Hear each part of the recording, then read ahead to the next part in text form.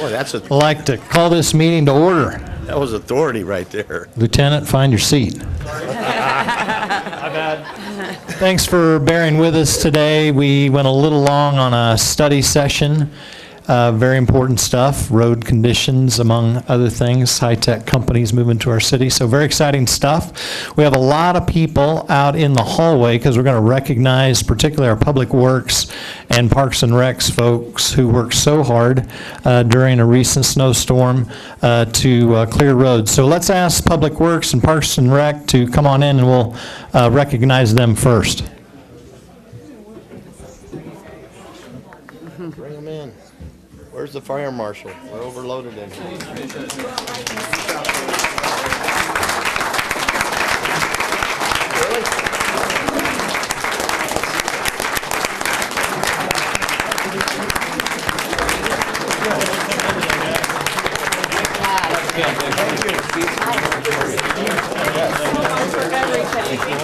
see you.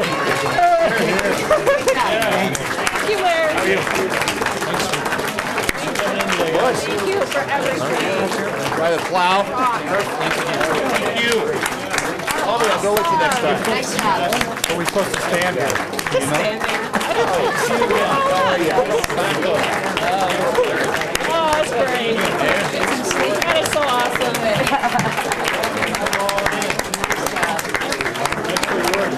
Thank you. Try those cookies. Thank you. They're still coming. Come on in, guys. We kicked Devendorf out of the building. Don't worry about it.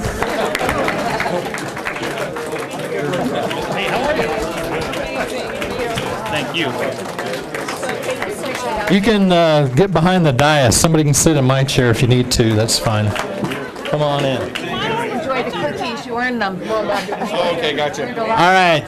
If you're in the audience, you can go ahead and have a seat. We'll let these guys file on in. I'll get started here. Thanks for the warm reception. Come on in, guys. Thank you so much. Thank you. How you doing? How's it going? Good to see you again. Appreciate everything you guys do. Good job out there.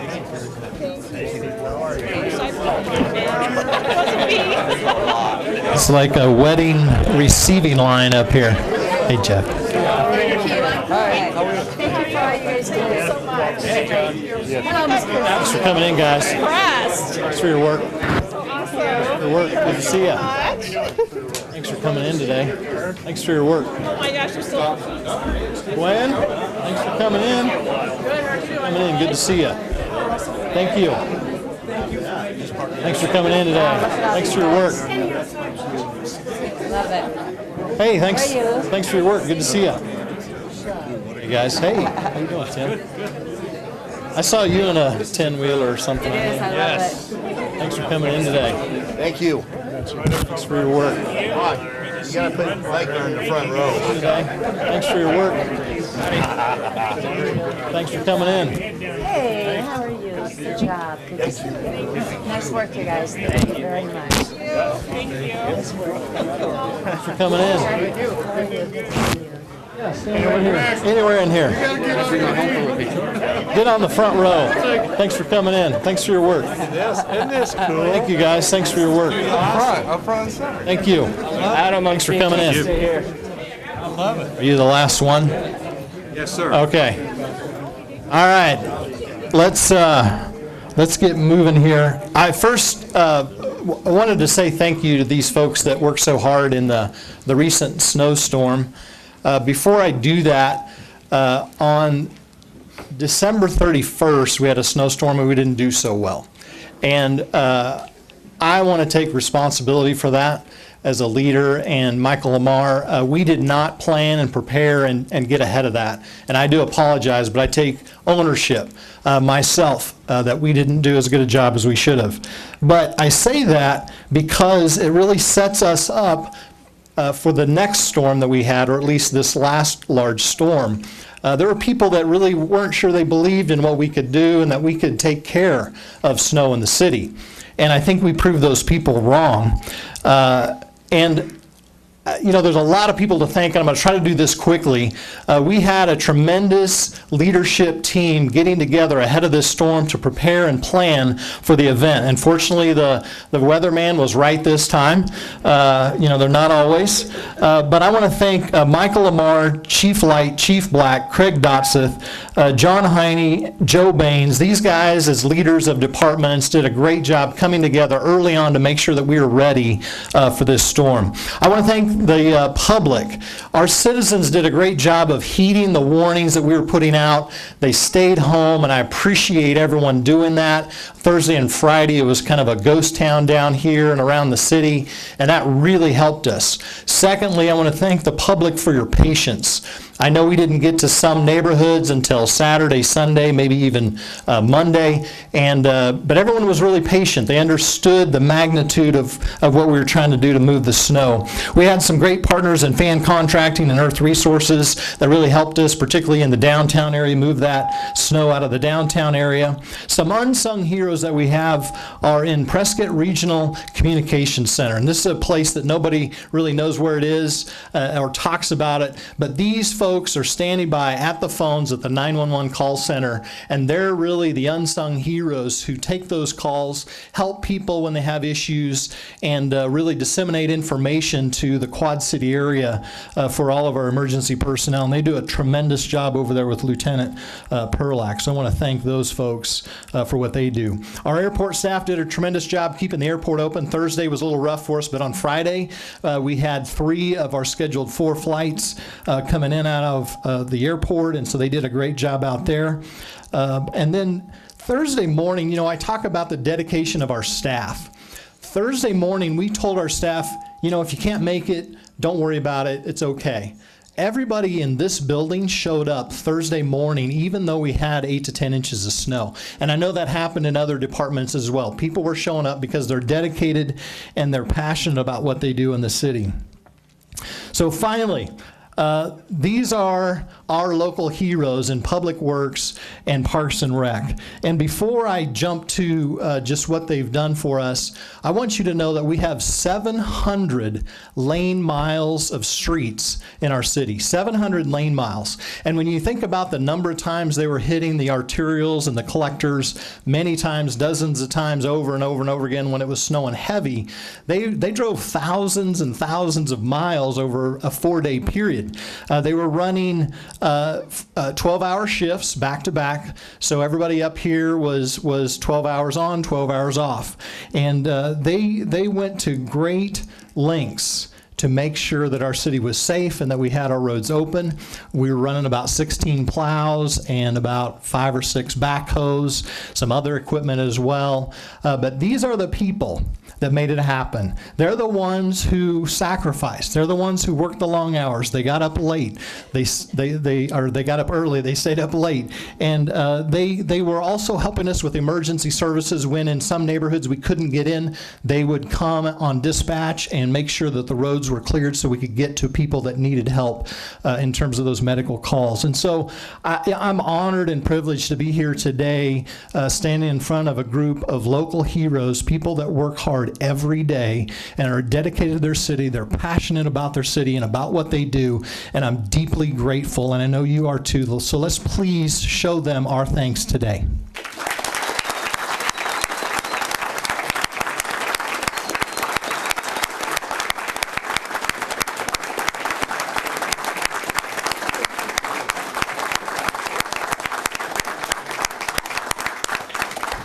Thank you for doing that. I did ask for cookies to show up here at City Hall. They're all sitting in my office locked up, so too bad. No. It was overwhelming to see how many cookies started coming in yesterday and today. So I think you're going home with each maybe 3 or 4 dozen or more cookies today, so don't eat them all tonight. You're great at clearing roads, so I need you to clear out all those cookies over there in the hallway. So thanks again. Thanks for coming in today.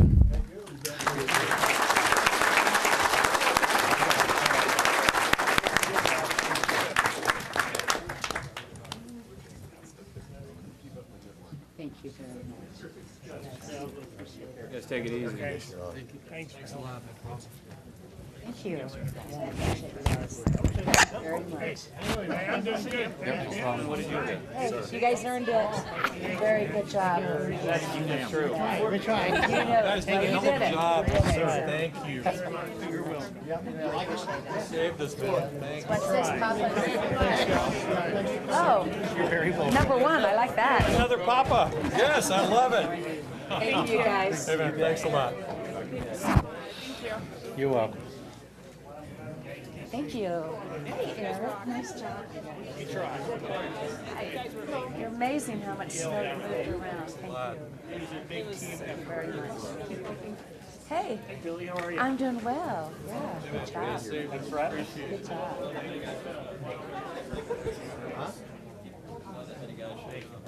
That's a ton of people.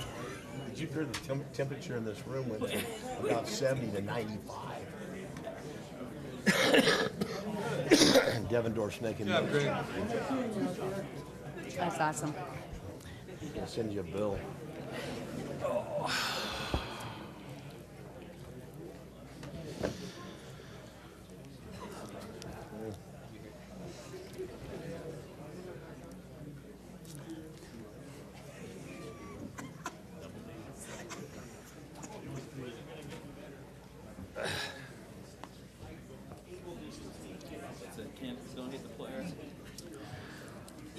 All right, we're going to move on. We have an invocation today by Pastor Scott Savage with Cornerstone Church, and then following that we have the Pledge of Allegiance led by Councilman Blair.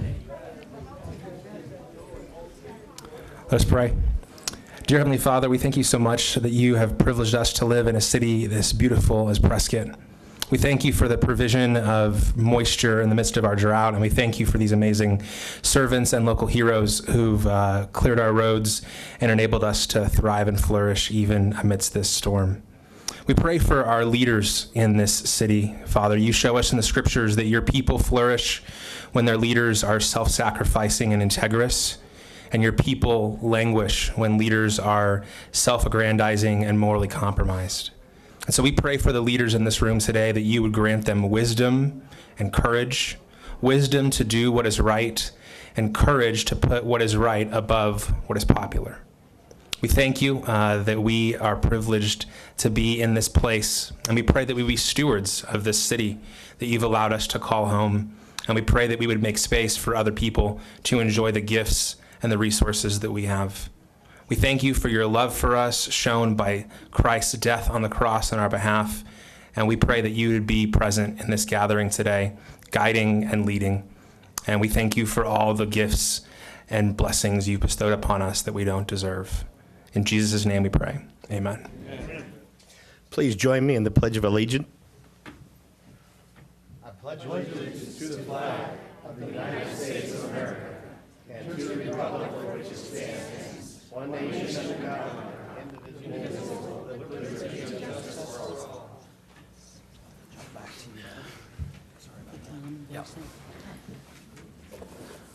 Okay, one other item, Mayor Pro Tem.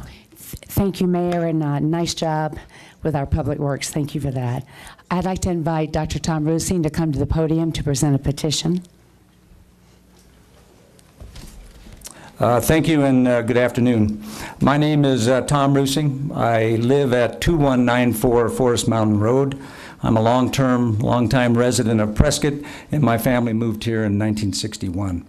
On February 12th, 2019, I submitted a resolution to the City Council requesting a vote of support for the position of Save the Dells regarding Arizona Eco Development's proposed annexation. This resolution was accompanied with petitions containing 4,800 signatures in support of the position of Save the Dells. After careful consideration, it is felt to be in the best interest of the citizens of Prescott and the City Council to modify this resolution. I am therefore formally withdrawing the initial resolution and submitting a new resolution titled, "A Petition for the Prescott City Council to adopt a resolution to endorse Save the Dells' official position regarding Arizona Eco Development's annexation, rezoning, and development in Granite Dells of Prescott, Arizona." I have been informed that the original petitions with the 4,800 signatures will accompany this new resolution. In addition, I respectfully request that this item remain on the agenda for the City Council voting meeting on March 12, 2019, at which time I will give a formal presentation of the resolution, followed by discussion, public input, and a vote by the council. I am presenting 9 copies of the resolution to the city clerk, one for each of the council members, the mayor, city attorney, and city manager, as well as an electronic copy. Thank you. Thank you, Dr. Reesing.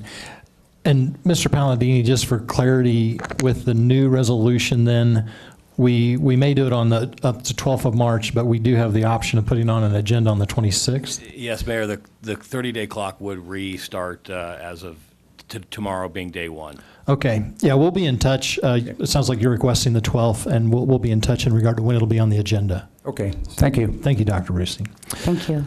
Okay, let's see. Let's do roll, please. Mayor Mangarelli, Present. Mayor Pro Tem Orr, Here. Councilman Blair, Yes. Councilman Good, Here. Councilman Lamerson, Here. Councilwoman Scholl, here, Councilman Sischka. Councilman Sischka. He's got his, This thing is making noise. making noise. Consider him here. He's All here. are present. Yes. Okay. Didn't want to hear you. I have enough trouble keeping track of myself. All right, let's move to proclamations. Item A is Stand With Me, Be Drug Free Week.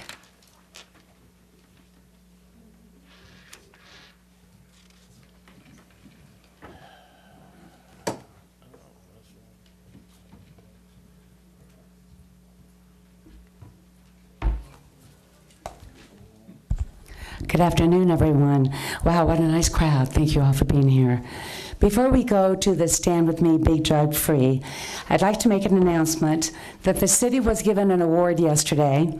You may remember last spring that we had quite a debate whether or not we should declare our parks as being smoke-free. We decided as a council that our park should be smoke-free, and we kind of led the way in the state on that. And because of that, we were given an award yesterday by the Arizona's Concerned About Smoking ACAS Health Leadership Award presented to the City of Prescott, Smoke-Free Parks and No E-Cigarettes Allowed. Presented by Arizona Concerned About Smoking, February 23rd, 2019. Congratulations to our city. Once again, Prescott leads the way. Congratulations to all of you. So, Michael, you're in charge of that? Yes. Thank you. And now for our first proclamation today. We have a few, but I'm very excited about this one. So if I could ask Leslie, you guys come on up and we'll. It's good to see you all. Stand With Me, Be Drug Free, February 25th through March 2nd, 2019. Whereas Matt Force has proclaimed February the 25th to March the 2nd to be Stand With Me, Be Drug Free, and whereas the City of Prescott embraces the vision of a healthy, vibrant, and strong community for children, youth, families, and people of all ages. Whereas families are adversely affected by the negative impacts of illegal drug use, including work problems, legal problems, mental health issues, physical illness, addiction, accidents, accidental death, economic loss, child abuse, destruction of families, driving while impaired, and crimes against persons and property. Whereas preventing drug abuse at a young age is essential, since 9 of the 10 people who struggle with substance abuse disorders began using these drugs as a teenager. And whereas the City of Prescott commends and pays tribute to all of its citizens who choose to be free of illegal drug use. Now, therefore, Greg Mangarelli, the Mayor of Prescott, Arizona, does hereby encourage citizens of the community to participate in the celebration of a drug-free, healthy community by taking part in the planned events, activities, and displays, and does hereby proclaim February the 25th through March the 2nd, 2019, to be Stand With Me, Be Drug Free. I'd like to invite Leslie Horton from the Yavapai County Health Department to speak. Thank you, Billy. You're welcome. All right, thank you, Mayor, and the rest of the council. Billy is a good friend of mine. I appreciate that she struggled through reading that proclamation because it's a tough one. I want to thank all of you for coming out and also supporting the Stand With Me, Be Drug Free. I am the director of Yavapai County Community Health Services, but also on the board of directors for MAPForce. And MAPForce, not only do they fight substance abuse and substance use disorders and try to prevent use among children, but we like to celebrate that most people do not use drugs. We get so caught up in the fight and preventing and talking about the problems in our society that we forget to celebrate the successes. And so I want you guys to all join me and stand with us and celebrate that Prescott is, for the most part, a drug-free community. Thank you.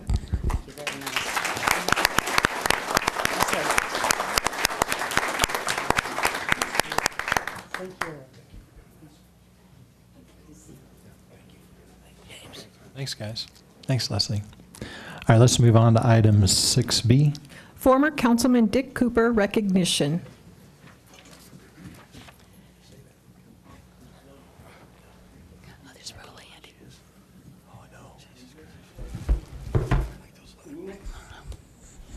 Please come up here. You thought I was, you guys thought I was history, didn't you? Never. Hey, I'm running this. You're in my chamber right now. Well, I'm honored. I'll see if I can get through this. This is a great honor to me.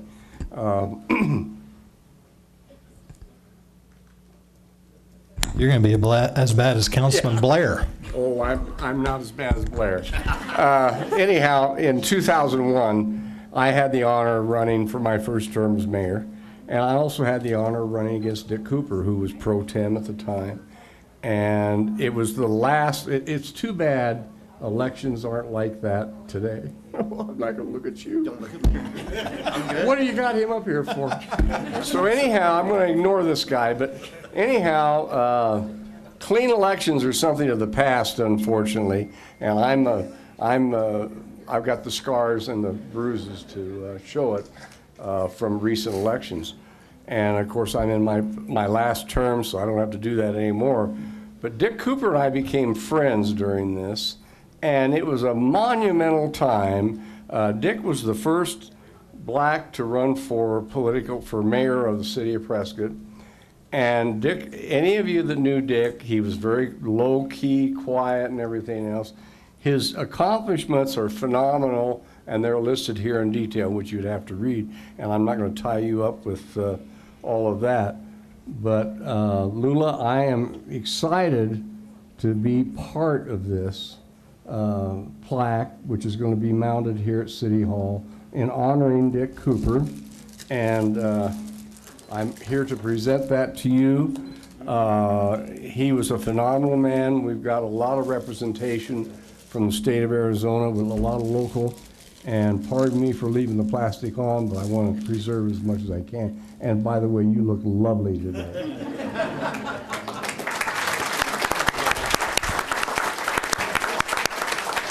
Thank you, Rolly. Let me do a couple of introductions. Former Mayor and Supervisor Rolly Simmons is here with us today. This is my good friend Lula Cooper, and I had the pleasure of going to her house recently and hearing a lot about Dick.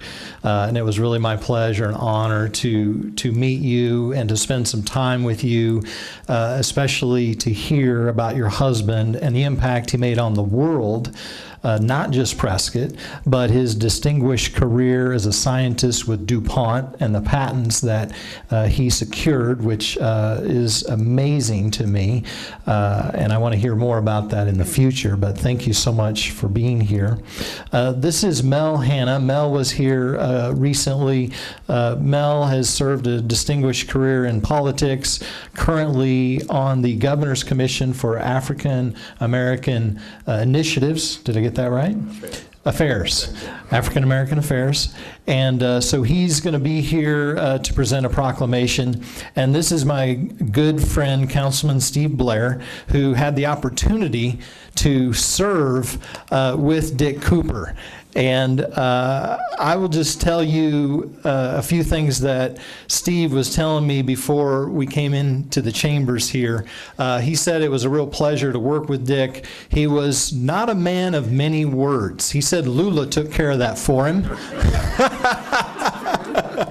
But he was a great leader, and Steve was privileged to serve with him on the council at that time, and Steve just wanted to be here in support of Lula and this award today. So Fred Brown, who's here, contacted me recently, as well as Rolly, and said, we need to really memorialize Dick. And so I thought it made sense here during Black History Month that we come together, and Rolly has really been the leader on getting this plaque together with Fred Brown's help to have that displayed here at City Hall, and we're so proud to do that. We're proud of Dick and his service to the city, and know that you were supporting him in the background, cheering him on, and supporting him through all the years, good and bad, ups and downs, and you told me about all those, and so thank you for sharing those stories of Dick and his life and your life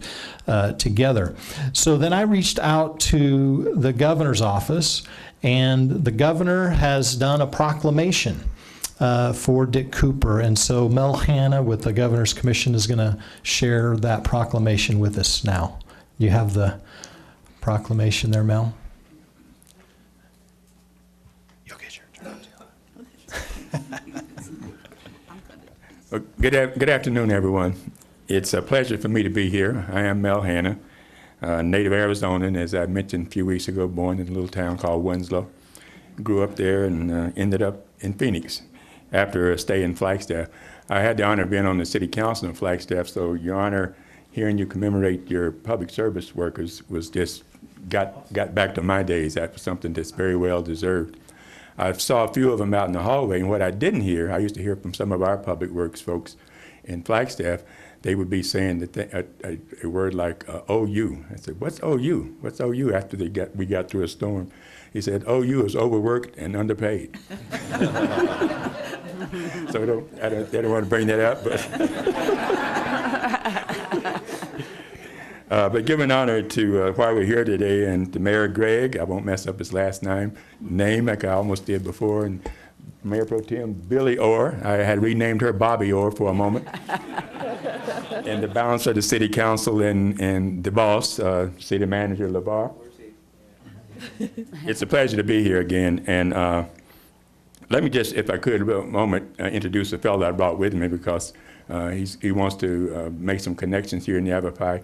Mr. Joe Delgado is here. He brought me up today.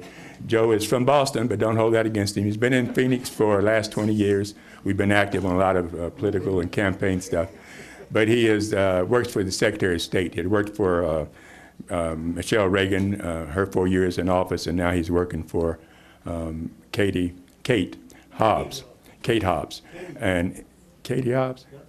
And he is a voting ambassador. So we're gonna, with Mr. Simmons' help, we're gonna make sure he gets hooked up with the county recorder's office, and also, I'm getting off track.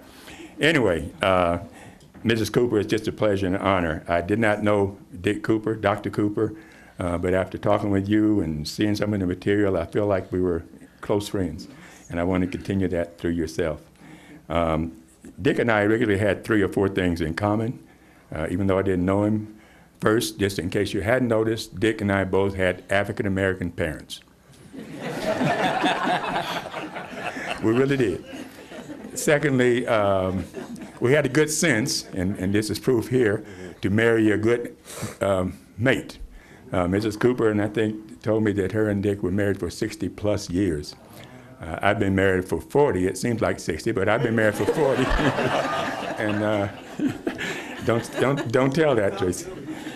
And the third thing we have in common is when you see the photo here, and again, I didn't know him, I have to commend Mr. Cooper on 2 things physically. First, his style of haircut, and then the color. Voila. So thank you. But the 4th thing, which really is a relative, is as we've noted, Dick Cooper was the first African-American elected to serve on the Prescott City Council, much more important than Phoenix.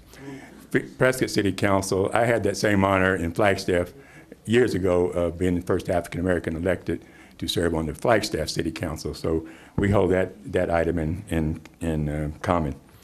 But to get to the commendation, and as the mayor has said, it's just an honor to be a part of it.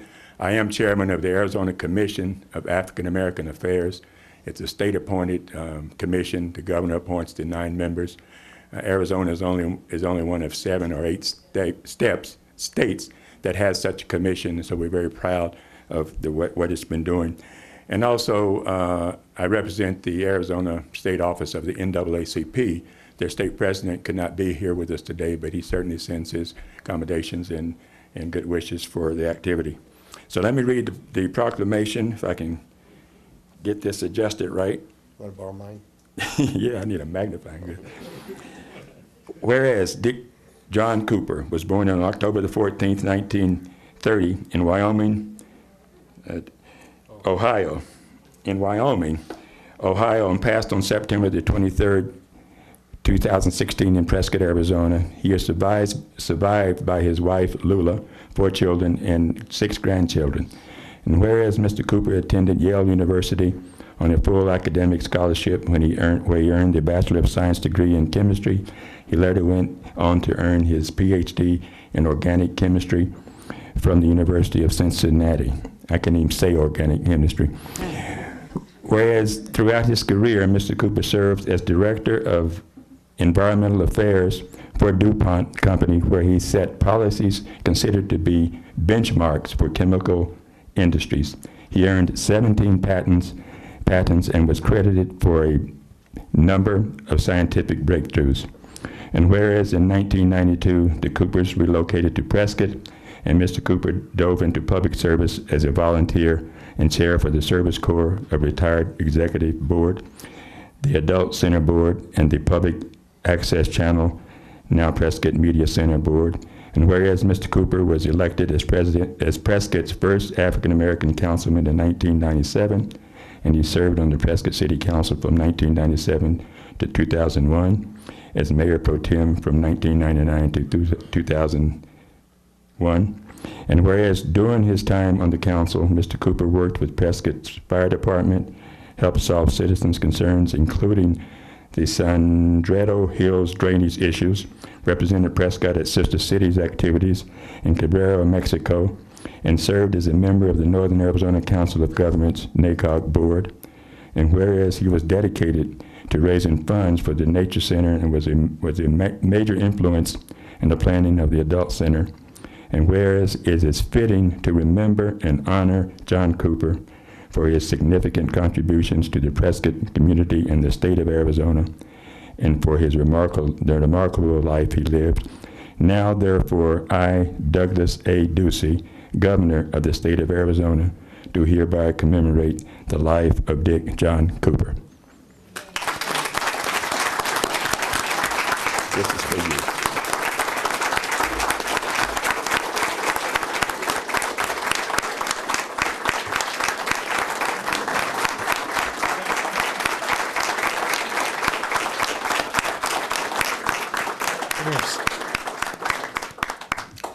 So the city has a proclamation as well, which I'll give you, Lula, and then I'm going to forfeit my time because I know you're going to need it. And I would like for you to say a few words if you'd like. Okay. Did you want to read your proclamation? I will do an. Oh yes. Yeah, go ahead. This is off script, but they failed to mention that he would challenge everybody about United Way. Yes. Thank you for remembering that, because I'll say it in here. Well, this again commemorates Dick's life and says many of the things that the governor had in his proclamation. But now, therefore, I, Greg L. Mingarelli, Mayor of Prescott, Arizona, do recognize Mr. Dick Cooper for his career achievements and dedicated service to the Prescott community, and encourage citizens of the community to honor all positive aspects of the diverse members serving our community this Black Heritage Month. In witness thereof, I have hereunto set my hand and caused the seal of the city of Prescott to be affixed this 26th day of February 2019.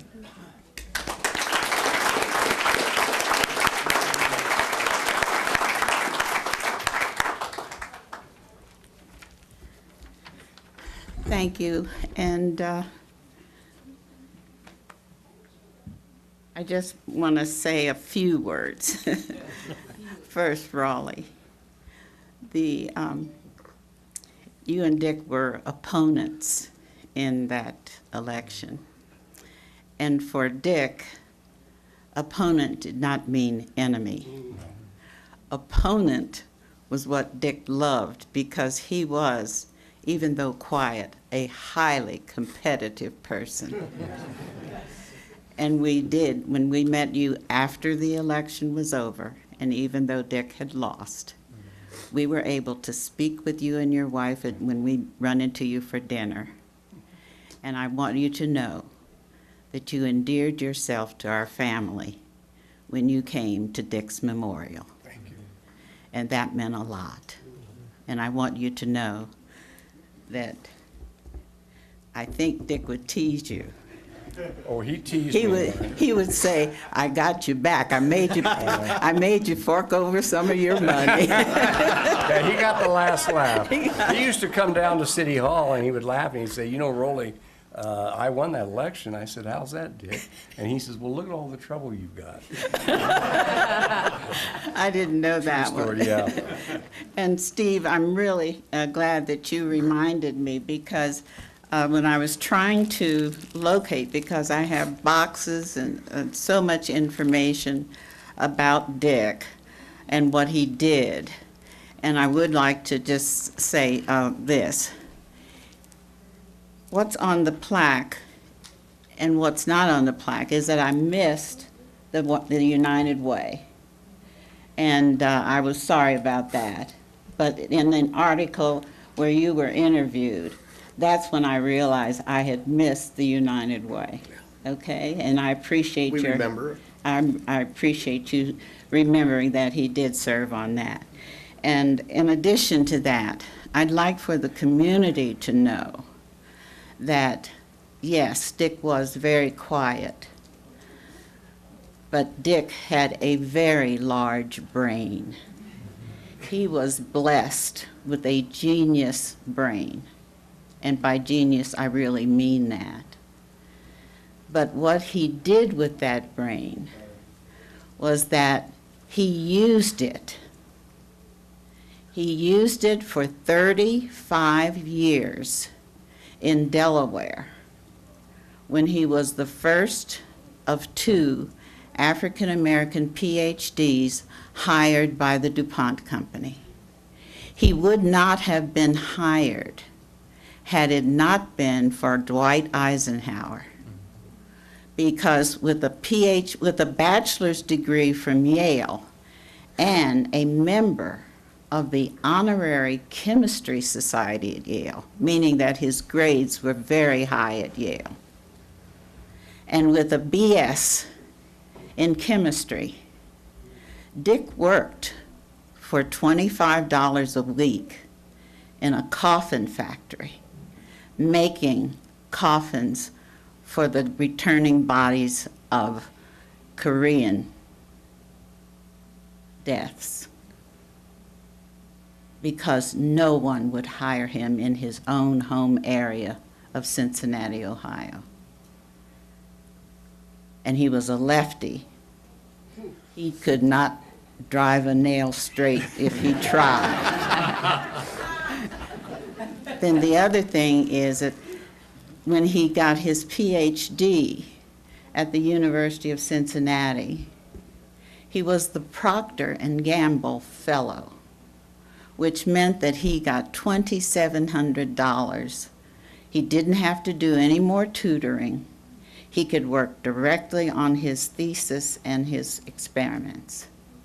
When he graduated, not one chemical company in the entire country would hire him. He had no degree. I worked as a secretary making $32 a week We had one child and one on the way, and we had no possibility of a job with his degree. But Dwight Eisenhower did an executive order that notified all of the companies of the country that if you have a government contract into which everybody's taxes go, and you receive that, a government contract from the federal government, and you do not have a diverse technical workforce, you will lose your government contract. And Dick got 7 telegrams in one day. And that's how we went to work for DuPont. And I want to make sure that I thank everyone who even those who are here today who didn't know Dick, but those who are here who helped us in so many ways. And knowing Dick, he in his quiet way would say that your honoring him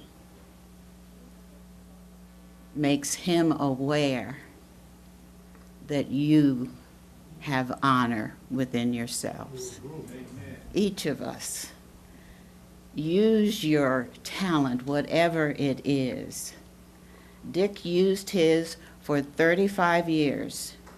What he put up with through going through corporate America for his 35 years, Dick has written a book about.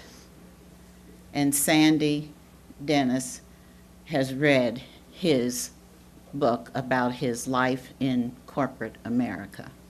But in addition to what he was dealing with in the DuPont company, Dick worked for 34 years in the community.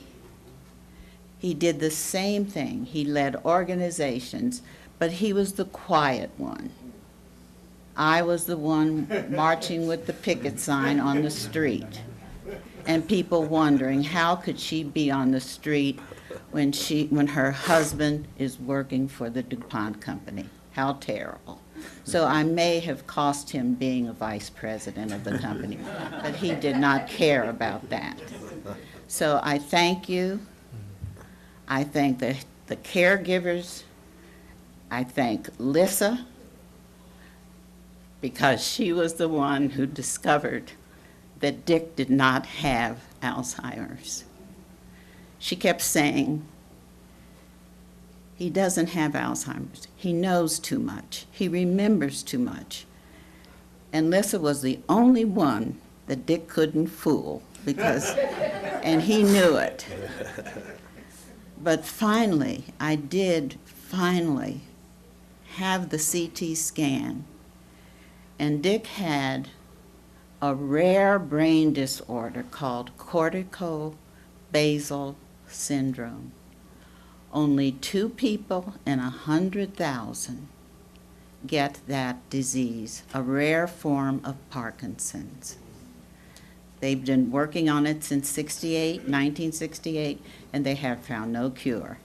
But I only tell you that of his 84 years, he spent 57 of those years serving the community because of his God-given brain. And if you have a talent, whatever it is, if you don't use it for the good of your community, you will lose it. And Dick's motto when he was running as your opponent was, Dick Cooper for mayor, he puts people first. Thank you. Let's get a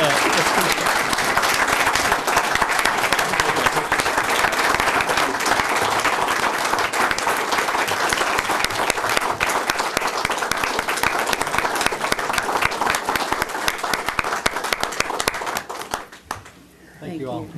Thanks for being here today. Thank you so much. Thank you. Mel. Thank you. Mel. Thank you, Supervisor. Nice seeing you. Good to see you.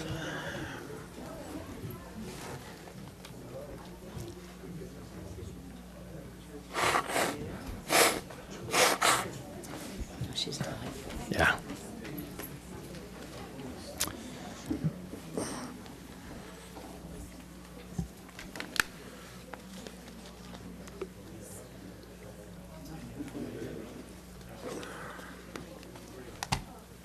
All right, we're going to move on to item 6C. Recognition of Prescott High School Student Council members. If Prescott High School Student Council wants to join me.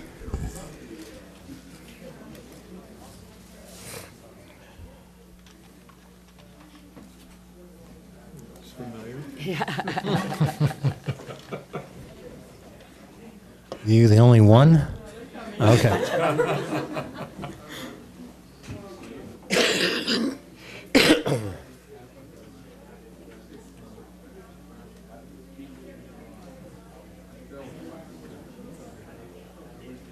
"2019 Arizona Association of Student Councils State Convention hosted by Prescott High School. Whereas the Arizona Association of Student Councils was founded in 1934 to create an organization for student leaders to practice democratic process, citizenship, and service. And whereas the Prescott High School Student Council won the bid to host the 2019 State Convention in January 2019. And whereas the PHS Student Council worked tirelessly to plan the annual convention for over a year and a half and welcomed more than 2,100 students, advisors, and guests from 158 schools across the state. And whereas the 2.5-day AASC State Convention made a significant positive economic impact to Prescott's economy and made a positive statement and created a unique vibrancy on our streets and in our local businesses. Now therefore, Greg L. Mingarelli, Mayor of the City of Prescott, Arizona, does hereby recognize the members of the PHS Student Council for their dedication, hard work, and glowing representation of our community to this state organization, and encourage all students in our community to follow the example set by the Student Council. Congratulations. Let's say a few words.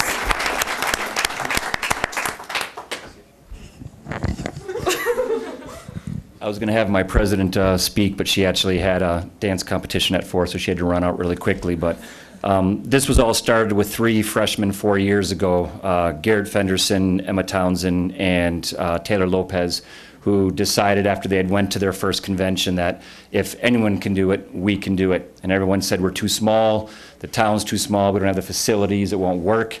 And well, we proved them wrong. And not only did we do that, but we have all the other small towns now talking to us, asking how we did it, because usually this is done in Phoenix or Tucson or somewhere else, and they said, hey, we want to know what you guys did so we can do it too. So I really credit them. It's 36 individuals, only certain amount can make it tonight. We got Sue Tucker and Ellie Fenderson and Indy Simmons and Sheridan Mangarelli and Emma Stover, all here to represent a variety of freshmen, sophomore, and junior. But it really was 36 individuals that came together, put this on. Chamber of Commerce did a lot of work for us, getting the hotels, restaurants on board. Mayor Mangarelli, I know he kept the Christmas lights up for us for a couple of weeks, and it was a lot of team support from a lot of people around us, and even Bradshaw High School in Chino came by, helped out, and pitched in. So it was really a community event, not just a PHS event. And so I thank everyone for helping us out and making this happen. Thank you. Thank you.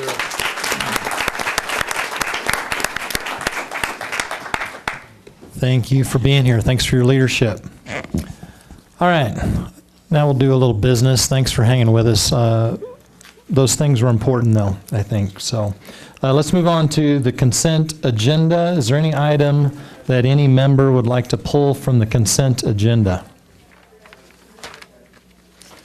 If not, we'll entertain a motion. Mayor, I move to approve ordinance number 7A through 7C. Second. We have a motion and a second. Please vote.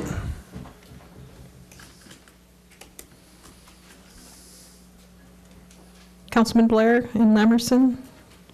Passes 7-0.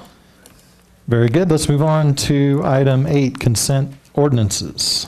Item A, adopt ordinance number 2019-1653, authorizing the acceptance of easements from George and Donna Norowski, Stone Creek Investments LLC, Kenneth L. Thompson and George C. Thompson, SK Family Trust, Virginia Yates Hidden Valley Association, and Summit Point Estates Homeowners Association, and authorizing the mayor and staff to execute any and all documents to effectuate said acceptances.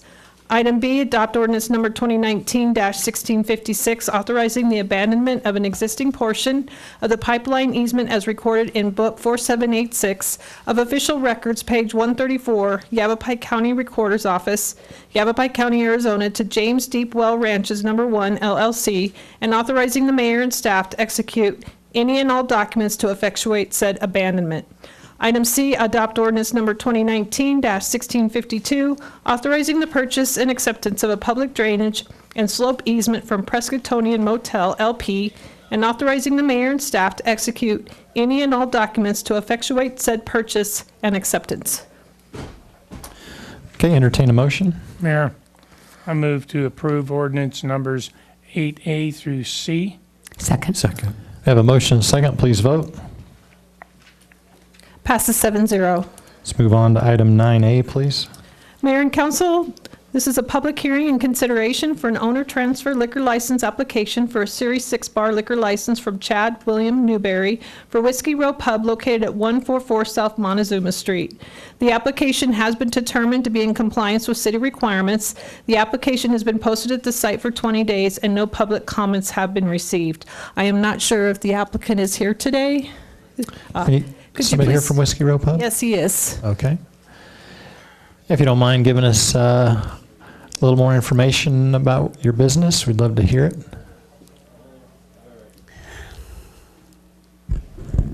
I'm Chad Newberry, and I've lived here my whole life, 43 years, born and raised. Used to be Billy's, then Montezuma's, and now Whiskey Row Pub. I was given an opportunity to take over the business and purchase it, and that's what I've done with my partner here, Jacqueline Bindig. I don't know, it was just a bar. I don't know what else there is to explain about it. Well, we appreciate your work here in the city and your investment, your willingness to run a business, and we want to thank you for what you're doing in our community. All right, thank you. Thank you. We'll entertain a motion. Mayor, I move to close the public hearing. Second. A motion and second. Please vote. Passes 7-0.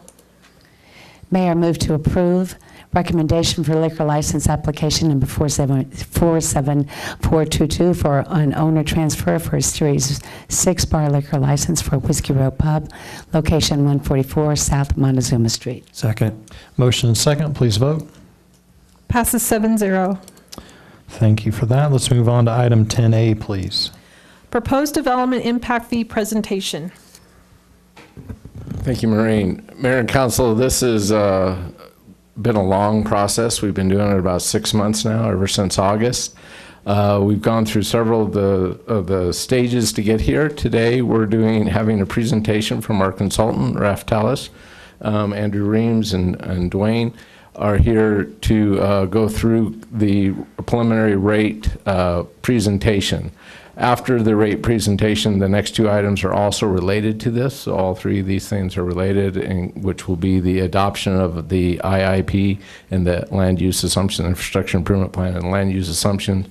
And then the next item deals with adopting the published report, getting it out, setting the public hearing date and that, but the gentleman will go over it in much more detail. I know it's tiring that we've been doing this for so long, but it is very important. It's going to affect construction in our community for the next 5 years as we set these rates and how it's going to be impacted. So I would encourage you to ask any questions you have while the consultants are here, and let's keep moving this process forward. Thank you.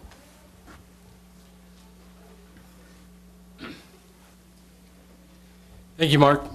Mayor, council members. This is a bit of a continuation. I was here about 5 weeks ago talking, we were talking water rates, but also a similar discussion in terms of the utility and non-utility development impact fees. We've been continuing to kind of work forward and refine the fees, but as well as go through the Arizona revised statutes process. So a little bit of review. I know, it's a balance. This is something, Dwayne and I, other staff members were working on. So it's very present to us, but as you all deal with a lot of issues, there's a little bit of review, but we tried to keep it pretty lean. So if you've got questions, please certainly ask them. And some of these will be similar information as we talked about before. Ultimately, what it is that we're doing is we're updating 3 utility fees that are in place, and we've been evaluating setting up and putting back into place non-utility fees for streets, fire, and police. And so that's kind of the bulk of the fee areas we're going to be talking about.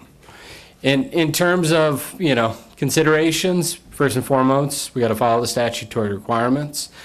Today is really on these first 2 elements of the 3-legged stool.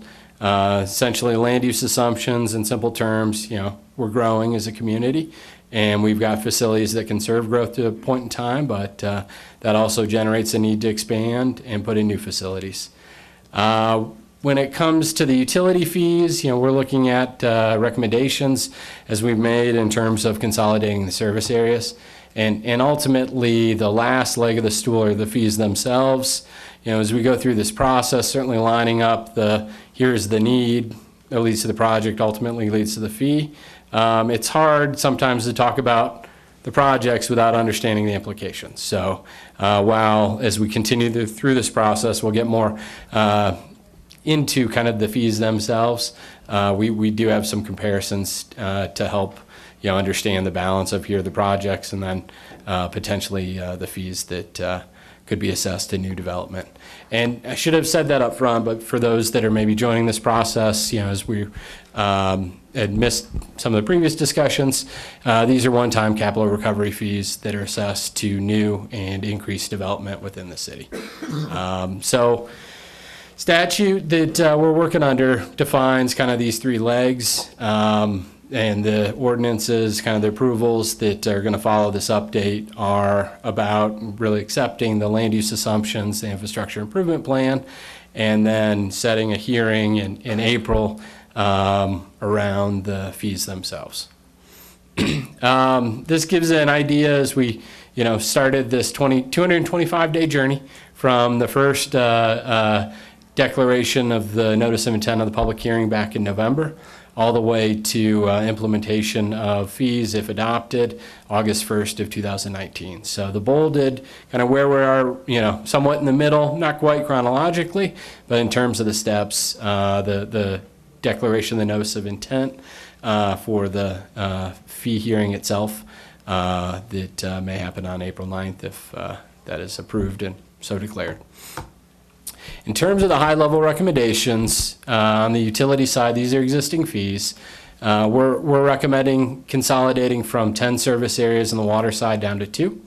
9 different service areas throughout the community, kind of overlapping within the wastewater system down to a single area, consistent with the city's plan to have a single wastewater treatment plant within the 10-year period or reclamation facility. Water resources is a single service area, and we're recommending to maintain that. When it comes to the 3 non-utility fee areas that have kind of made it this far through the process, continuing to pursue those, streets, police, and fire. And in terms of the fees themselves, assessment side, meter size based fees on the utility side. And then when non-utility fees are typically assessed for, say, residential, whether it's single family or multifamily, it's per unit, per dwelling unit. There can be a scale in terms of some variation based on size, but ultimately, meter size drives the utility fees, and just the dwelling units based on the type of residential development drive the non-utility. When we get into the non-residential side of things, it's assessed per square foot. And so certainly, can cover a little bit more details, but true to kind of the step in the process, there's been identified growth, and certainly everybody who's living in Prescott knows the community's growing and anticipated to continue to grow. So I'm going to focus a little bit on the utility capital projects. I'm going to ask my colleague Dwayne Guthrie to speak to the non-utility fee areas before we kind of close things out with different fee comparisons. So when it comes to utility, we go project by project, but there's several of them. We are looking out over a 10-year period, and as the city evaluated a rate study kind of in parallel fashion, the 10-year period, we're looking at roughly $118 million in overall capital facilities. Of those, roughly $23 million are expansionary or have expansionary growth-related elements, and that's really the focus of the capital recovery fees, the impact fees. Our rate-funded improvements, those are generally covered by rates over time. But this gives an idea in terms of the blue bars within this 10-year capital plan. Really, on the water side, it's a little more focused in the near term. And some of the water supply, water production assets, individual projects, those are a little bit earlier on in the process, but certainly some expansionary improvements as we go. And the projects have been sort of discussed, I guess, whether it's part of the budget or the rate study, but certainly if there's questions about individual projects, we can get into those. With wastewater, similar dynamic where we've got some expansionary facilities identified in the next 5-year period, but it's really the second phase of the airport water reclamation facility, decommissioning the Sundog wastewater treatment plant in terms of the most significant individual set of projects right about in the middle of our 10-year period. Overall, we're looking at roughly $79 million in improvements. And because of this large wastewater project and how that is related to being able to continue to expand facilities to serve growth, it's a little closer to 50-50 in terms of the growth-related expansionary improvements and those that are rate-funded. And again, the $36 million or so in projects over the 10-year period is what the impact fees are intended to recover over time. With that, I'm going to turn things over to Dwayne to talk a bit about the non-utility things, and then we'll close out with some comparisons. So rather than showing annual data on the non-utilities, there are fewer, bigger ticket projects. We just summarized the 10-year IIP for you. And you kind of see the similar patterns as the impact fees do not pay for all the facilities that we've identified. There will be a need for other revenues, especially on the streets. You'll see that big red bar there. That's the other funded by other revenues other than impact fees. For police and fire, it's a little more even, about 50-50 split. And so you can kind of see the negative part of this is that these are projects that need to be done, but the impact fees aren't going to pay for them all. So you're kind of committing under Arizona statutes that you're going to actually do these things within 10 years because the fee payers have to receive a benefit. So the meter starts running once you start collecting the fees, and that's part of the trade-offs that you're trying to evaluate. For the streets IIP, we have a specific list of projects. We felt like with the way that Prescott is laid out, it has kind of a different growth areas, downtown area, people going back and forth. So it would be really better to identify specific projects. So those are actually listed here. We have a combination of a few additional lane miles. We're actually doing more, expanding our arterial roads. These are not local streets or anything like that. These are just, think of them kind of as the backbone facilities in the community. A lot of the improvements are more for intersections, the ones listed at the bottom, where in the urban area, those intersections get to be the choke points, and that's where you tend to spend most of your money on the impact fee improvements. The ways that those are ranked is by the second column from the right. You'll see the growth costs funded by impact fees, so it's the most expensive project at the top, and then the least expensive at the bottom. So you can see overall, if you look at the totals at the bottom, that impact fees pay for approximately 31% of those projects that are listed.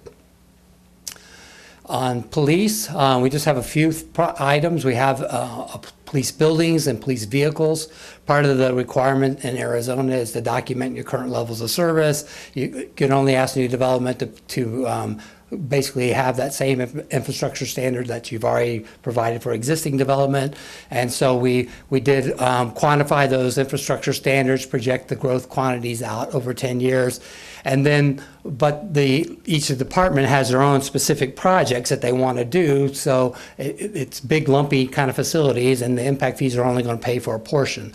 So for police, it's a rather complicated situation. We're hoping to basically relocate some facilities, combine some functions, make it more operations more efficient.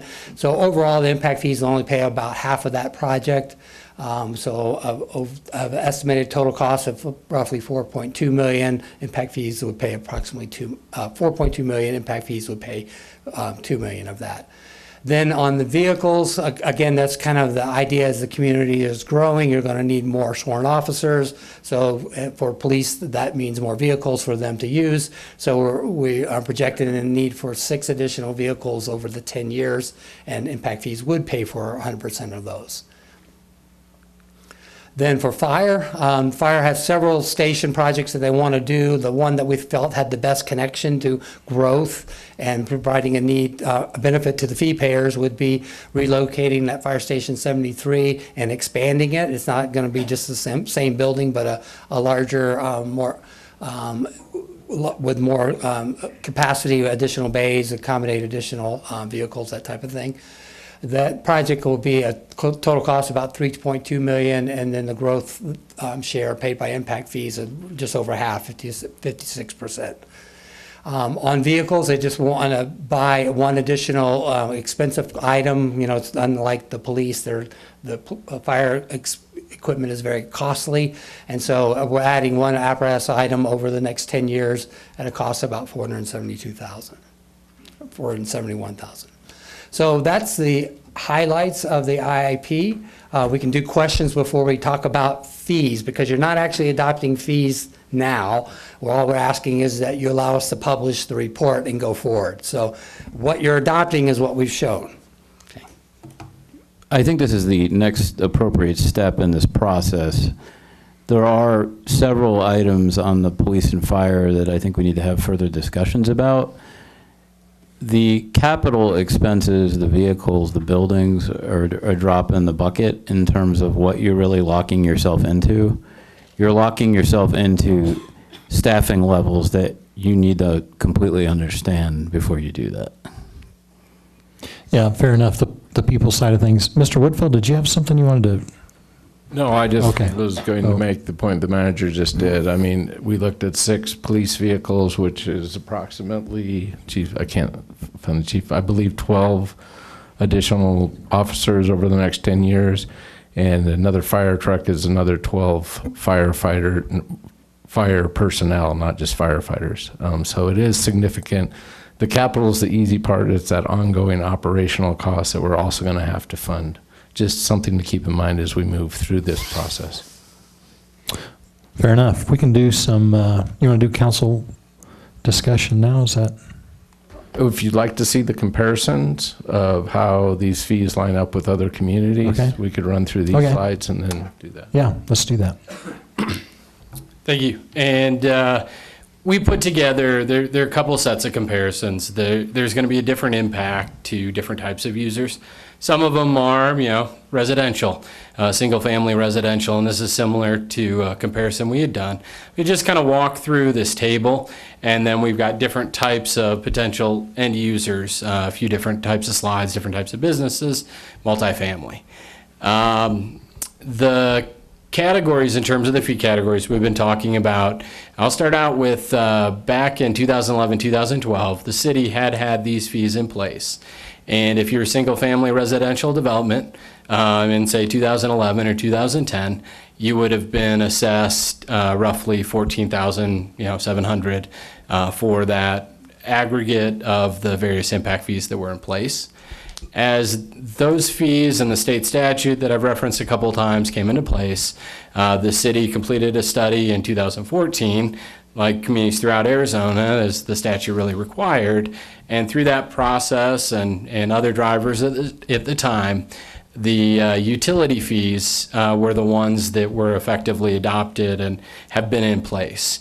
So we've got some service areas, but if you're developing in, say, the most expensive impact fee service area today, you're being assessed roughly $9,100, again, for a single-family residential development. So that's the current fees. As we were embarking on this process and we were looking at Parks and Rec, as well as, say, more robust street fees that included more projects than what were currently slated.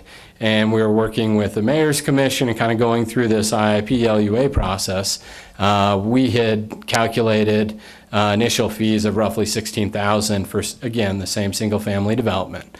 So that column in terms of Prescott with the date of, the 26th, this is where the fees today are with the projects that Dwayne had talked about in streets, fire, and police. And then as we've refined the utility side, very similar to the initial set of fees, but a little bit different. So again, if these are approved as is, this would mean that a new single-family residential development would be assessed roughly $12,000, covering the fee categories. And as the point's been made, there's sort of a promise, if you will, that over the next 10 years, these facilities or similar facilities will be constructed when it comes to the non-utility side. So the city, being where it is, neighbor Prescott Valley and the other neighbor Chino Valley, is a big consideration certainly for the Mayor's Commission, certainly for somebody that maybe is considering to develop in any one of those communities as well. I can go up the road to Prescott Valley potentially and build my home there, or I can go to Chino Valley. How do the potential fees or the fees today compare to the other communities? And you'll see Prescott Valley and Chino Valley roughly about $11,000. Prescott Valley a little bit lower. Chino Valley discontinued their non-utility impact fees when they were looking at things back in 2014. So there's really just water and wastewater is what they assess their fees for. So I'm going to pick up the pace a little bit, and we've got the same set of information. Here is a multi-unit residential development. And we've got to give some assumptions to this. So for example, this one is a 10 dwelling unit multifamily residential development. And we look through and, in terms of the meter size, number of fixture units, but ultimately we're doing the same comparison in terms of if the calculated fee is today is adopted, it'd be roughly $44,000. That compares to utility-only fees that are in place today that would generate roughly $30,000 just for the utilities. And when comparing to Prescott Valley and Chino Valley, with this size, meter size and number of dwelling units, it would be quite a bit below the nominal standpoint, the fees that those communities would assess. Now, non-residential can get a little more interesting because the variation, we're talking one dwelling unit or number of dwelling units, things go in maybe a little bit more kind of linear fashion, but the size of the buildings can vary quite a bit.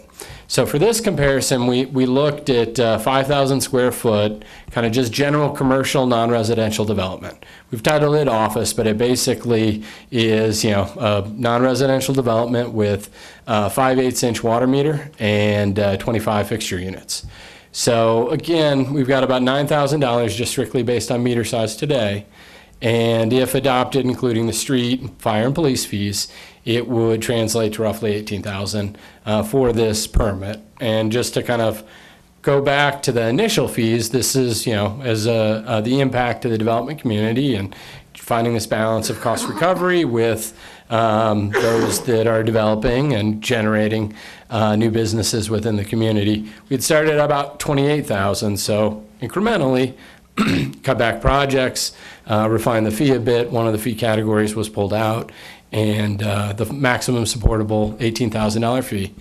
Now, as we compare to Prescott Valley and Chino Valley, the decisions they had made and the fees they charged, they're coincidentally right around $12,000 for this same 5,000 square foot type development. Restaurants. A lot of them within the community. We're proposing and talk about a bit more different fee, say, for restaurants and retail businesses when it comes to the street, fire, and police, effectively because they have more impact on those facilities. And so again, this is a 5,000 square foot building, but in this case it's a restaurant, 5/8 inch meter, little more water use, a little more fixture units. And in this case, roughly, it would be $26,000 fee.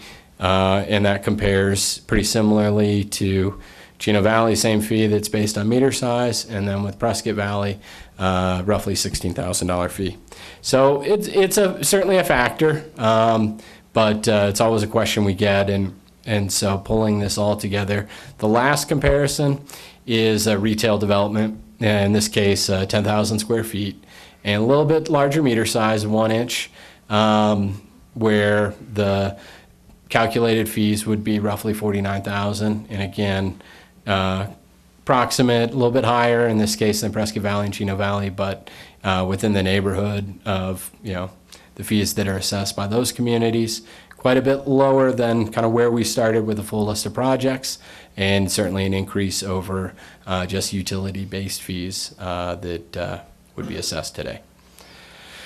A lot of numbers, a lot of tables, and that's really about, that's the last comparison we had.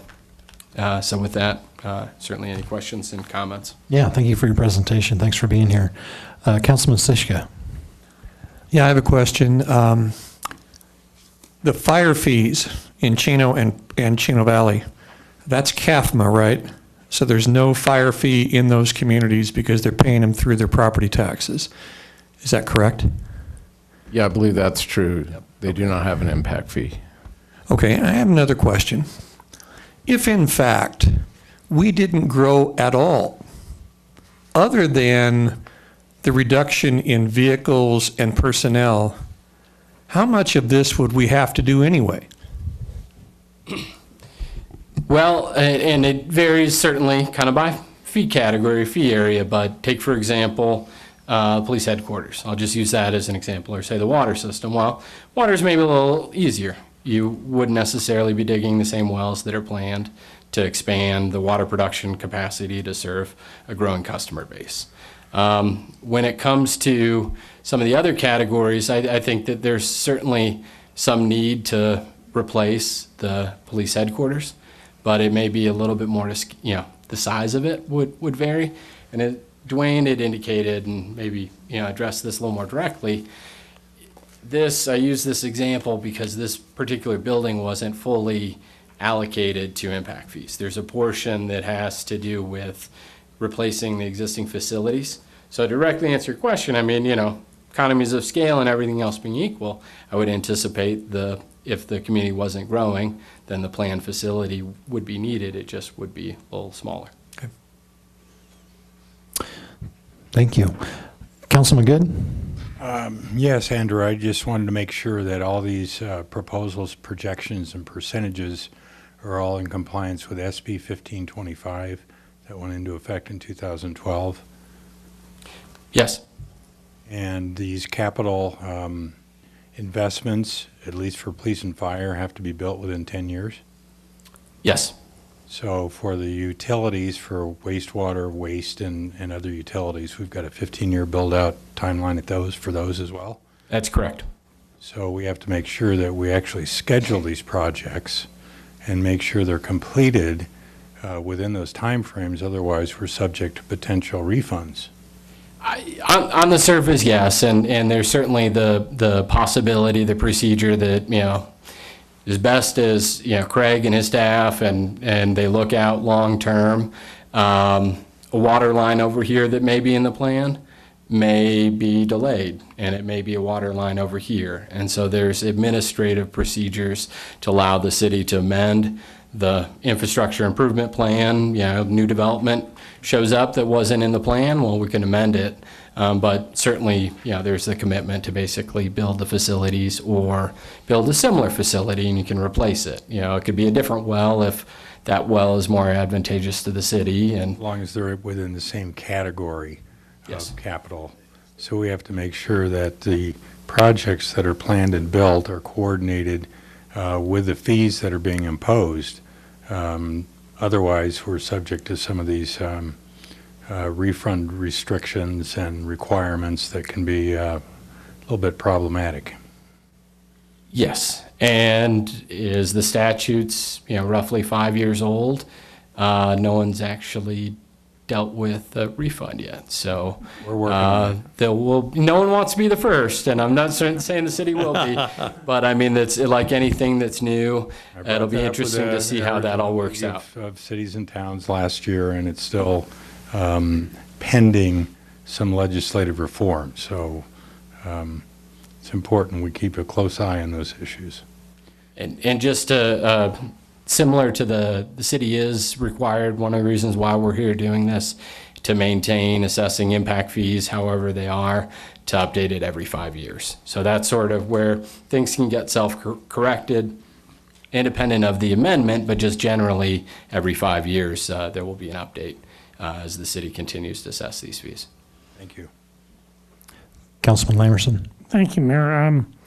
Going along Phil's comments, there seems to be contemplated a disconnect with different things because, at the end of the day, the build-out concept of when we look at the general plan and we propose the general plan to the general public, we contemplate something different than 10 years.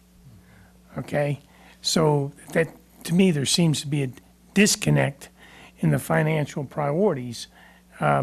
When we talk about reaching 73,000 or 81,000 or whatever it is over the next 50, 60 years, and yet we're being told right up front, we start charging these fees, these impact fees, you got to have massive, let's hurry up and do it today, because you got to start planning if you're going to do a 10-year doohickey, build out type thing for 10 years. I mean, that's not something that's easy to swallow.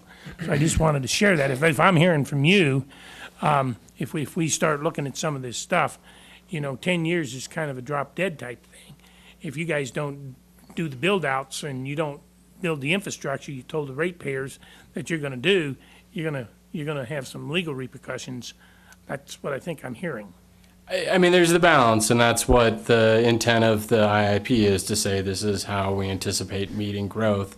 But there's a commitment the community's essentially making, saying that we'll provide service, we'll provide the level of service, and it's a commitment of sorts to execute it.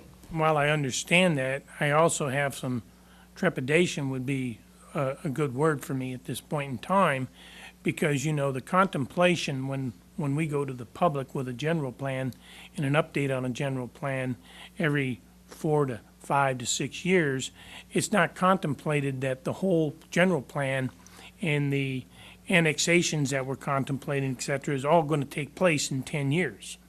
All right? So I guess the point being is that when we're doing long-range growth planning, we're doing long-range growth planning. We're not doing it's going to happen tomorrow. And from what I'm understanding with some of your suggestions, that if we're committed to do this, we got to do it within 10 years. Otherwise, there could be some cause and effect consequences. And it's the projects that have been identified, and I know, there's maybe some evaluation. I don't believe that the projection is the city itself is going to get into, quote, build out within that 10 years, but these improvements are anticipated within the 10-year period, and so again, I just wanted, I hear the word build out, and I wanted to make sure that it wasn't like, community stops growing in 10 years. Well, nobody's suggesting we stop growing, but on the other hand, planning on when you grow and how you grow is a different issue.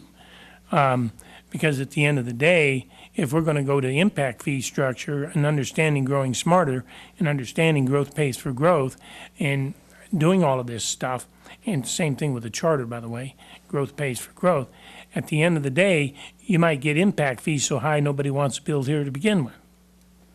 So you got to be I think it's fair to have the people sitting up here understand that I don't know what the right word would be, but you're in a sort of a dilemma. Yes. Mr. Palladini, To be clear, and I think I'm hearing this, the projects have to be built, but the fees don't necessarily have to be collected. So a lot of these projects will probably be built with debt, and the impact fees are going to be used to pay off the debt once they're collected. In other words, if our growth is 2%, there's no way we're going to collect all of those fees in that 10-year period to do those projects. So for the most part, a lot of cities, and correct me if I'm wrong, use debt to build the project and then pay for the project as they collect impact fees as essentially a secured loan. So that's more than likely, if these proposed projects go through, for the most part, there'll probably be some type of debt that'll be incurred and then paid down, at least a portion of that debt paid down with impact fees as they're collected over time. Thank you for that clarification, John, but I still think it's important that the public hear that part of the conversation, that we may go into debt to go out and get some of these things done, and then we will use these resources to pay down the debt. That's correct. Okay? So, Growth still pays for growth. all right. Any other questions, comments from the council? All right, well, thank you so much for your presentation. I don't think there's any action on this item. It's a presentation only, is that correct? The action comes on the next two items. Okay. Well, thanks again. Let's move on to item 10B. Adoption of resolution number 2019-1680 for the infrastructure improvement plan and land use assumption. And this item, again, is the adoption of the land use plan that we've been looking at for the last several months, and the land use assumptions and infrastructure improvement plan. Again, this is the plan that's being adopted that the rate study built the fees around. If, as we discuss this over the next 2-3 months to get to the public hearing on this, council decides they need to reduce this fee, they want to take this project out, we can work on amending these plans, but we do need to get them adopted so that the fee process can move forward. Okay. Questions, comments from the council? Any public comment up to this point? No, Mayor. Nope. Okay. All right, we'll entertain a motion on item 10B. Mayor, I move to adopt resolution number 2019-1680. Second. Motion and second, please vote. Passes 7-0. Okay, thank you for that. Let's move on to item 10C. Adoption of notice of intention to set a public hearing to discuss, review, and update to the City of Prescott's development impact fees. Thank you, Maureen. This, Mayor and Council, this is the notice of intent, another statutory requirement. It sets a public hearing for April 9th.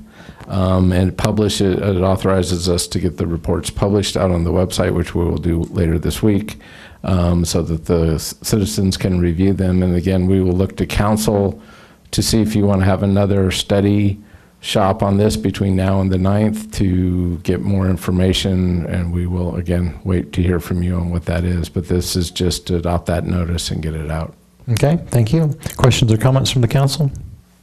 If not, we'll hear a motion.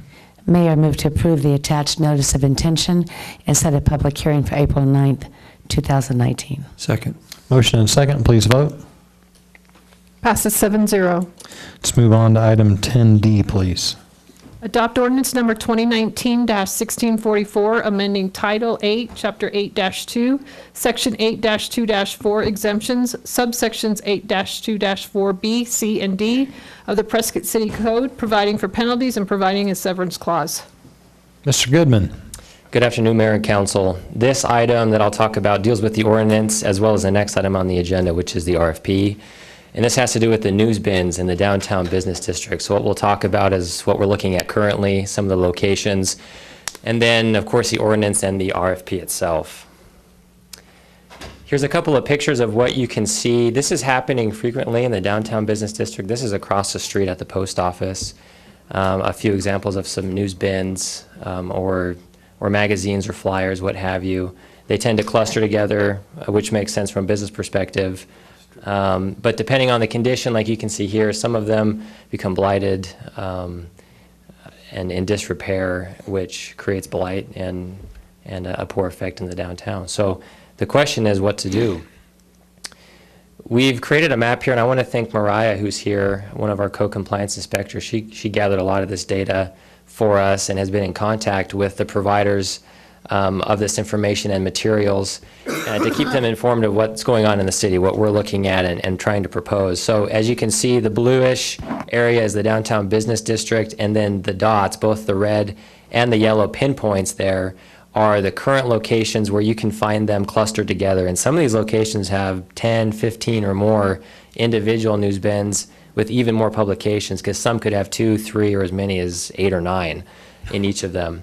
What I've done here is the pins in yellow are the proposed locations if we were to move forward with purchasing our own bins and providing those a consolidated space for these magazines and flyers and papers. So what are the numbers there, Tyler, like current to what you're proposing? So the current, let's see, 2, 4, 6, 8, 10, 12. About 15 locations right now, and these are just where they're clustered. You might find a bin here or there, mid-block or on a corner. Of course, if you pass the ordinance, it will take away all of those. But this, we just highlighted where it's really looking problematic, I guess you could say. And that would just bring it down to 5 locations. Perfect. Is what's proposed. So the ordinance would be in the downtown business district. It would disallow the use of privately owned receptacles and vending machines for the distribution or sale of magazines, periodicals, newspapers, and paper-based marketing and other advertisement materials. But it would allow for all of these things to be placed in city-owned receptacles, which we would be providing. And if I could move into the RFP portion, there was one proposal submitted by City Newsstands, LLC. They would provide the 5 modular news racks, with each of them having 12 compartments, 12 doors. And what we could do is purchase a horizontal divider for each of those, so you could double the capacity, in essence, to 24 separate publications. And there would also be a paid newspaper vending option for the Daily Courier, and we have been in touch with them as well on this process, which would be installed on 3 of the 5 units. Currently, what we have mapped out and what Mariah's found is there's only 2 locations in all of those pinpoints that we had on the map where the Courier is. So we'd be providing another location if they would prefer that. And the total would be not to exceed $39,500 for those. And here's some examples. Here's the pictures from City Newsstands LLC. They've done business in the state, in Tempe, ASU, Tempe Downtown Authority specifically, and that's what it would look like. That is the size. And of course, this one doesn't show what the newspaper, the vending option would have, but the newspaper vending portion would be on the top, either left or right corners there. And then the next step. So if you do approve this ordinance as well as the funding to implement it, the Neighborhood Services Division would be hosting stakeholder meeting to bring all of these people in to talk about next steps, what's happening, what are the changes, and they have been kept up to date as much as we can so far. We would allow a time frame for the owners of those current receptacles to collect them, and much like political signs, if they don't, we would collect them and hold on to them and give them a call saying, we have these, please come and get them. And then we would not look to enforce until we have our bins ready to install, so that no one's losing out on any time with their publications on the street. What kind of time frame are you looking at? If we get this approved and we order them, I assume it will be within a month or so that they could produce and ship. And once we do that, we just need to install them, and we'd have some city folks to install those. Very good. That's all I have. Well, thank you, Tyler. Mayor Pro Tem? Yes, so Tyler, just a quick question and for information. So you have talked to the people that have been putting the materials in what we have right now. We have. And they seem to be positive about doing this? Overall, yes. Of course, there are some concerns. You know, there were questions about, are you going to charge for this? How is it going to be handled with providing a space, first come, first serve, all those types of things. That's why we would be holding stakeholder meeting or meetings to really hash out the details. But yes, we have been trying to get in touch with as many as we can. Sometimes they don't have contact information on these. Yes, my question is, so you really haven't had opposition? No. Okay. No, nothing that would be, no, not great opposition, just questions or concerns. Great, thank you. Councilman Good? Yeah, I think this is a great idea. There's so many of these racks scattered all over the place. I counted 14 in front of St. Michael's, half of which were empty. You know, they're in need of repair. You've got graffiti. Some people are using them as trash receptacles. And it really creates a real negative image, I think, for newcomers to the city, for visitors, for tourists, etc. I think even the periodical vendors would probably find this appealing because they don't have to maintain their own racks, which some of them do and many of them don't. And it just would create such a more positive image in our downtown core at a very modest cost. And especially with those dividers, with 24 potential spaces in each one of these pavilions, there's more than enough capacity for current suppliers and even future suppliers that I think it's just a clear improvement in our downtown core. Thank you for your work on this, Tyler. Thank you. Just an additional point, I know that Councilman Blair was kind of the spearheaded the wrapping with the utility boxes. These types of newsstands would offer an additional opportunity to put something on the back that we thought was attractive too, which would just spruce things up just that much more. So. Very good. Other questions, comments from the council? If not, we'll entertain a motion. Mayor, I move to adopt ordinance number 2019-1644. Second. Motion and second, please vote. Passes 7-0. Item 10E, please. Approval of city contract for modular news racks from City Newsstands, LLC. Anything else, Tyler? You already kind of covered this. Nothing else, it'd just be the amount not to exceed $39,500. Questions, comments from the council? Mayor, I would like to make a comment that where this money would be coming not from general fund, but would be coming from bed tax, and I think it's appropriate because it cleans up the city for tourists. So I think that's... Yeah, that's duly noted. Good point. Thank you, Mayor Pro Tem. Any other questions, comments from the council? If not, we'll entertain a motion. Mayor, I move to approve city contract number 2019-157. Second. Motion and second, please vote.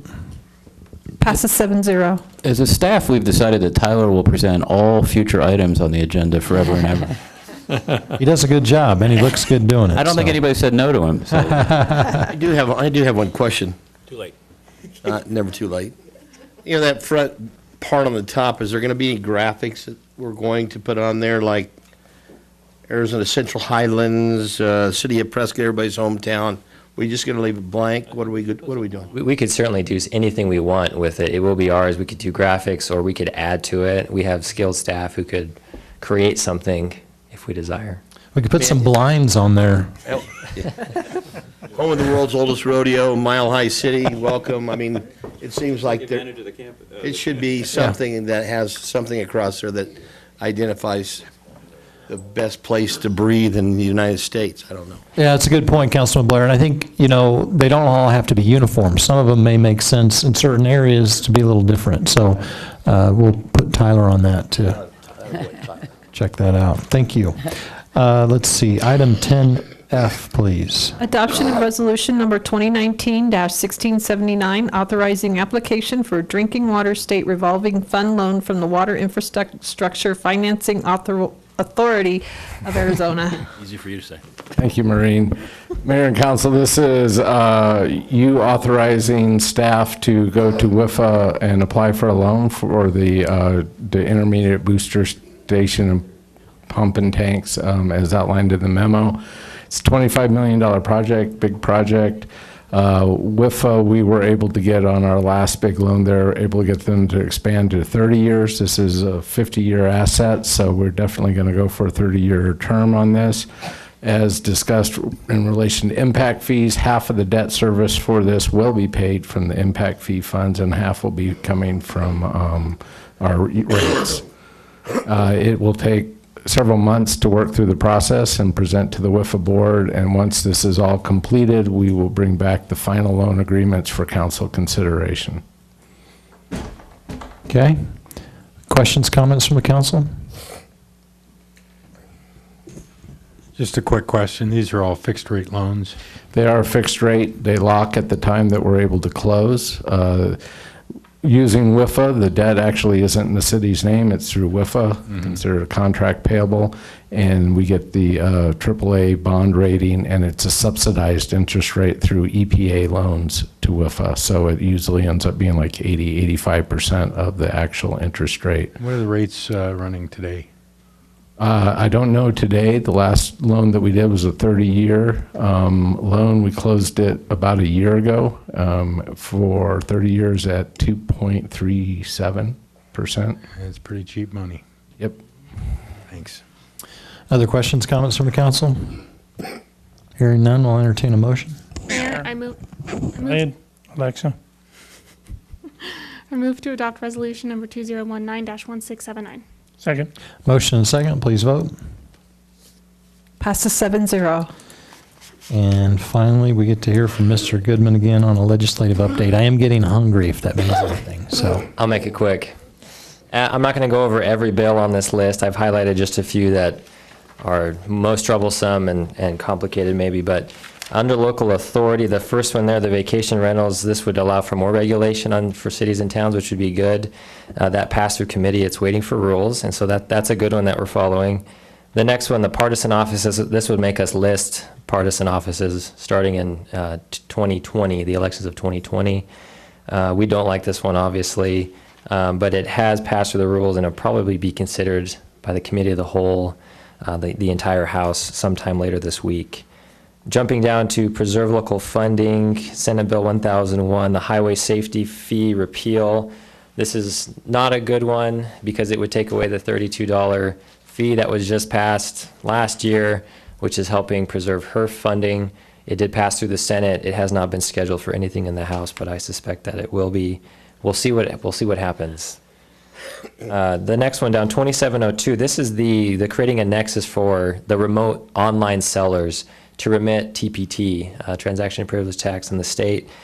It passed through committee and it's waiting for rules. This would be a good one. This would help cities and towns all across the state. The next one, though, Senate Bill 1155, this is the opposite. This is actually trying to postpone the implementation of creating some sort of nexus threshold by studying it for another year.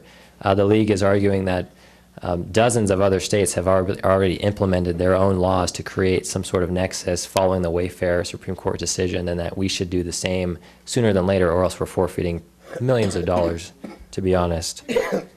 Jumping down a few to Senate Bill 1460, this is the digital goods. This would hurt us if implemented. It creates the different categories of digital goods and exempts some from taxation based on method of delivery, which doesn't make much sense either. So we are following that one, and it passed through the committee and the rules, and it needs to be considered by the whole Senate.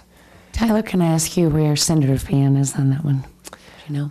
That is a good question. We have reached out to her, indicating the opposition that we have towards this, and she mentioned that she's on top of it, that she's aware of it. But this definitely, it wouldn't only hurt cities and towns, it would hurt the state, it would hurt Prop 301, education funding, a whole bunch of different things. Jumping down a couple more to House Bill 2638, the municipal tax, the food exemption. This bill is strange in that it only, currently as written, it only exempts the city of Phoenix because of their population from imposing any food tax on food for home consumption. But the worry is that if it gets through the process far enough that an amendment will be proposed that would include all cities and towns, which would obviously impact us almost $6 million if that came to be. So that passed through committee. It's waiting on rules, but the League is fighting hard against that one. And to wrap up, jumping down all the way to the miscellaneous, that first one, Senate Bill 1165, distracted driving. This is the good one. Senator or President Fan, as well as Kate Brophy-McGee, are on this one. And it passed through the committee 7-1, and it's waiting on the Rules Committee. The only change in this one from the last time that I brought it up is that it won't be implemented until 2021, but in the meantime, cities and towns are allowed to maintain their ordinances to enforce their laws on any distracted driving. So that would be helpful. And with that, I'm happy to answer any questions. Mayor Pro Tem? Yes, Mayor, I'd like to toot the horn of SIMPO for a few minutes if I can, because it was SIMPO that created all of the distracted driving attention for the last two and a half years with all the videos and things, and I think that prompted the county to move, which helped us to move, which is helping the state to move. So I just wanted to do a shout out for SIMPO. Other questions, comments for Mr. Goodman? Tyler, when would it make sense to have our lobbyist Barry Aarons come to council to give us a complete rundown? We could certainly do that now that it's pretty much mid-session. We could do that soon. I could ask him when he can come up here. Okay. And he usually does a recap at the end as well, but we could do one mid-session. Seems like it might make sense to do one here midterm at some point soon before the end of the session. Yeah, we'll get him.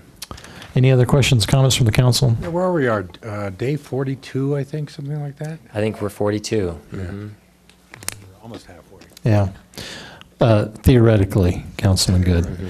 So before we close here, Councilman Good mentioned to me earlier today that we lost a World War II veteran in our city. We have some very decorated veterans in our city and some World War II veterans, but not as many as we used to have. Councilman Good, can you just mention this veteran's name, please, and just briefly some of his accomplishments? Maurice de Jonker, we called him D. He was 96, would have been 97 in August. But man, what a man. Silver Star, you mentioned? Silver Star, 2 Purple Hearts. He served with the 3rd Infantry Division supporting General Patton when he fought in North Africa at Kasserine Pass, was involved in the invasion of Sicily, which was also an amphibious assault. He was on the assault at Salerno in the middle of the Italy boot, fought at Monte Cassino, and then was involved in the invasion of southern France, Operation Dragoon, and fought all the way up through Germany, was involved at the Battle of the Bulge. And as I said, he 2 Purple Hearts, both of which were personally presented to him by General Patton. Wow. Amazing man. Well, thank you for that, Councilman Good. It's important that we remember these patriots that we have in our city. It's a great generation of people. And on that note, I'd like to share this quote from Harry S. Truman. America was not built on fear. America was built on courage, on imagination, and an unbeatable determination to do the job at hand. This meeting is adjourned.